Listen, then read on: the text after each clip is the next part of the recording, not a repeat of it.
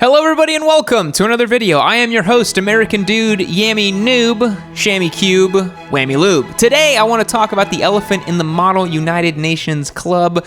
Are American riders worse than European riders?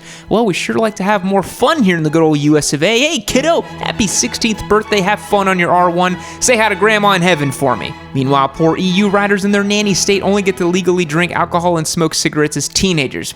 America's history of defying logical decision-making for the sake of preserving freedom is older than the country itself. Our puritanical influenced political system is more worried about teenagers experiencing alcohol-induced cultural disillusionments than yeeting themselves into the sun on a liter bike.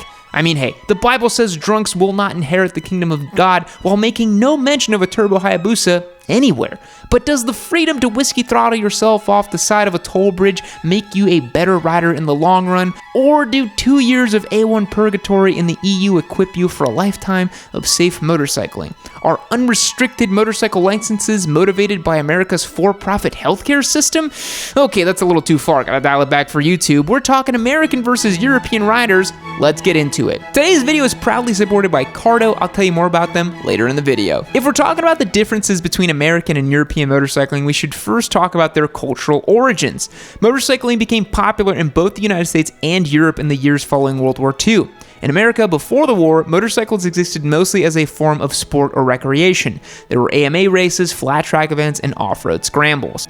But it wasn't until after the war that motorcycling in America became more associated with a lifestyle than a hobby. Many soldiers returned home having ridden military-spec Harley-Davidson WLA motorcycles during their service. This existing familiarity with the Harley-Davidson brand, a need for excitement and kinship among other riders, and probably a healthy smattering of disillusionment led to increasing popularity of motorcycling as a personal identity. The growth of motorcycle clubs hardened. PTSD-fueled vets on big oil-leaking B-twins led to some media sensationalizing. Events like the riots during the 4th of July AMA rally in Hollister, California, and movies like The Wild One were an easy way for the media to drum up an over-the-top depiction of outlaw motorcyclists.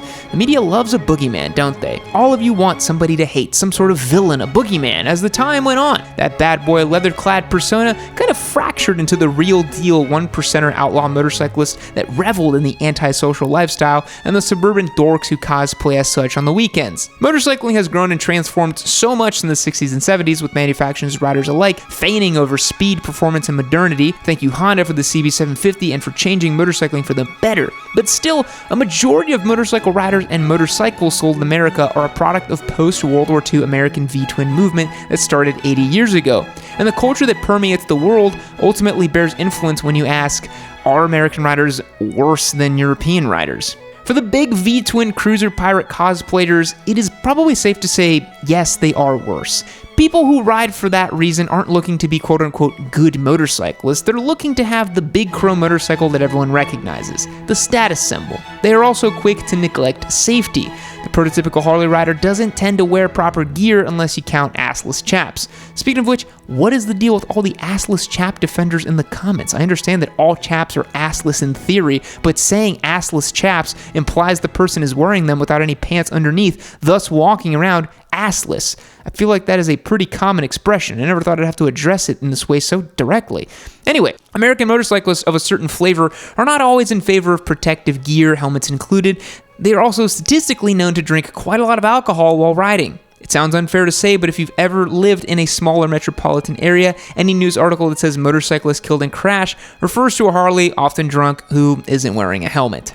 Now listen, whether you're an American rider who listens to the sweet musical stylings of artists like Bruce Springsteen or Creedence Clearwater Revival, or a Euroboy who prefers the sounds of Kraftwerk or ABBA, you're gonna need a way to listen to those sick tunes on your motorcycle. Sure, you could blast your dad rock from a Bluetooth speaker strapped to your triple tree, but come on, you and I both know you are better than that. Let's not inconvenience other people. So you're gonna need to get yourself a Cardo comm system. Cardo makes our favorite communicators not just for listening to music, but also for talking with other riders, listening to directions, or making phone calls. They're waterproof, they're dirt-proof, and they have a great sound quality, and they look good on your helmet on the Pack Talk Edge. Because we love Cardo so dang much, they're the only comm system we sell on shop.yammy.co, and we are stoked to work with them. Head over to shop.yammy.co and learn more about our communicators that we sell over there. Thank you, Cardo. Now back to the video. First, I have to talk about the differences in European motorcycle culture. Motorcycles became more popular in Europe following World War II as well, but not so much as an identity, but more for utility. In the years after the war, motorcyclists were inexpensive and easy way to get around for those of you who couldn't afford a high cost of a car at a time. I understand Europe is an entire continent, so forgive my generalizations, but European metropolitan areas are typically denser and easier to navigate on foot or via motorcycles or bicycles. These areas don't typically have the sprawling suburban expanse that most American parts do, and where you're designed and required to commute long distances on high-speed roads to get to your destination. Again, forgive my generalization, but it's probably safe to say there are far more European riders who don't have a car and exclusively commute on a motorcycle than there are Americans in a similar situation. It could be argued that this reliance on motorcycling as a practical form of transportation, rather than just a weekend hobby, a novelty, or a lifestyle, leaves certain riders more concerned about safety and practicality than chasing tents on public streets or doing Sons of Anarchy cosplaying at the biker bar. Not to say that the EU hasn't had their fair share of street squids or off-color motorcyclists. I mean, I've seen the YouTube vlogs of leader bike riders on rural English roads. Blimey, mate, I just clocked 299 kilometers per hour. This bike has some bollocks. 299 kilometers per hour is 186 miles per hour. That's the joke. They're like 600 squids. You see what I'm going with here? The data shows that European riders are more likely to wear proper gear when on a motorcycle compared to American riders. But safer doesn't always mean better, does it? Thanks to the evolution of motorcycling since World War II, many American riders don't jive with the Harley pirate lifestyle and instead opted for the fast boy life. And this is where the glaring differences between riding motorcycles in America versus the EU become apparent.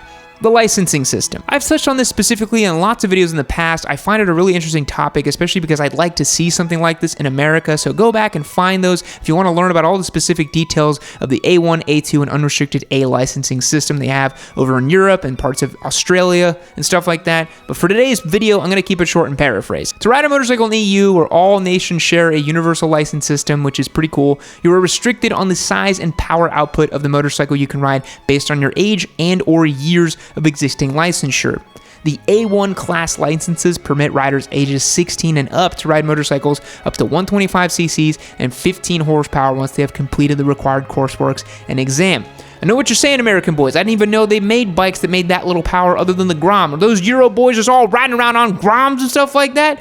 As shocking as it may sound to you, there's an entire class of 125cc bikes that I am constantly berated about by Euro boys to ride and review, and I wish I could. We just don't have them here. But I think that qualifies me for a Yami Euro Tour where I ride a 125cc as far and as wide as I can. Now that sounds like a good idea. Riders who are 18 years or older and have held an A1 license for a minimum of 2 years qualify for an A2 license upon completion of even more testing. An A2 license lets you ride motorcycles up to 48 horsepower. There are specific power to weight ratio requirements as well, but as I've said, I've talked in depth about that, so go and find those videos if you want to learn more. For an unrestricted A-class license, a rider must be 24 years of age or just 20 and had the A2 license for 2 years. That is in stark contrast to the United States, where you can just take an MSF course, get your endorsement, and buy a leader bike. I think it's fair to say European riders are more formally educated and trained than American riders, but as anyone who has taken the MSF knows, you're going to continue to learn a whole heck of a lot more once you get out of the parking lot and learn to ride on your own. Which is what the Euro boys are doing. Their exams and classes are actually going out on the street and the instructor follows you and you actually learn how to ride a motorcycle. It's so much better. The EU has looked at it analytically and confirmed that regulated motorcycle licenses mitigate the risks associated with young or inexperienced riders on big bikes. In 2018, per 100,000 registered motorcycles, there were 11 motorcycle fatalities in the EU. In the same year in the US, there were 58 deaths per 100,000 motorcycles. That is a staggering difference, with America having over 5 times the amount of motorcycle fatalities. But that doesn't necessarily mean they're inherently better motorcyclists. Safer, sure, but not necessarily better, which is what we're trying to answer here. European roads are probably also a much safer place to ride a motorcycle. I know, depending on where you live, guys, don't jump down my throat, where car drivers are more accustomed to sharing the road with motorcyclists. I feel like spending 2 years on a 125cc motorcycle in a tight little town is going to have quickly diminishing returns. Sure, you'll learn how to ride a bike and navigate city streets, but your education might be limited on the motorway. You won't have a much needed example of understanding throttle control or high-speed braking or turning. For example, as I've said before, it isn't really a good idea to start on a bike like a Grom. Groms are fun, especially for the experienced rider, but they're not particularly indicative of the reality of motorcycling in the real world, where you have to be focused and in control of a more powerful motorcycle going speeds higher than 60 miles per hour. I think for sport bike riders, the performance-driven undercurrent of American motorsports pushes riders to be better riders that are faster and more aggressive, albeit more reckless. But those are not mutually exclusive. We also have a landscape that lends itself to pushing a little bit harder on our bikes, with 75 miles per hour highways being commonplace. You couldn't spend 2 years in America riding exclusively a 125cc motorcycle as your only form of transportation like you can in many European cities. However, I will say, since many European roads are much narrower, tighter, and twistier and older than American roads, you could make the case that riders over there do know how to ride better because they've had to actually practice on much more undulating and different terrain. But again, Europe's a whole big place, so it really depends on where exactly in Europe you're living. Somewhere like Spain or Italy or France, Germany, really depends. I'm kind of racking my brain to reach a conclusion, and it is a bit hard to have a definitive answer. It is statistically safer to ride a motorcycle in Europe, but I'm not sure that the riders are, on average, better. I guess it would be easiest to say American riders are different from European riders. Many American riders are still big into the V-twin bad boy cruiser thing, and they probably aren't amazing riders, but maybe they are better than someone who has only ridden a 125 for 2 years. Maybe. I think if you compared a mature sport bike rider who has ridden a 600 for a few years to a rider of the same age who has been restricted to a 125 or even a 400cc motorcycle, the one with more experience on a larger bike will probably be quote-unquote better, but the other one might be better formally trained. It also just depends on the individuals. I'm sure there are plenty of European riders who go through the licensing process and still yeet themselves into infinity the first time they take their leader bike on the Autobahn, because squids are squids at the end of the day. And motorcyclists like to go fast and do reckless stuff. That is why we ride motorcycles, at least in America. So I guess that's the answer. American and European riders are different. The culture is different. The licensing is different. The motivations for riding are different. America has big, slow Harleys. Europe has tiny, little, slow 125s. America has fast Turbo Busa alpha males, and Europe has elite BMW or Ducati Chads. The latter probably just took longer to get there. I will say this, empirically and statistically, Europe has a safer and more effective licensing system than America, and I do still really wish we did that here. European riders, how off base am I? Are American motorcyclists unsophisticated brutes? American riders, does that freedom you feel when the wind blows through your receding hairline after a couple of cold ones during the finale of Bikers Allowed church service make you feel like you live on the best place on earth? Let me know down below. Let's chat about European versus American riders. I'd love to hear y'all's perspective. Subscribe and click the notification bell if you liked the video. Thanks so much. Catch you on the next one. Fact: the average car in Britain is parked for 96% of the time. Again, cars are the worst. They're the worst things ever. Goodbye. Well, look at you. You've made it to the end of another Yammy Noob video. You should consider yourself pretty lucky because I have curated this one right over here for you to continue watching. It's probably just as good as the one you just saw. Unless you hated the one you just saw. I don't know, maybe leave me a comment down below about how much you hated it as well too. Or just keep watching this one. Make sure you keep watching Yammy Noob. Don't forget to keep watching Yammy Noob. That's the most important thing. Keep watching Yammy Noob.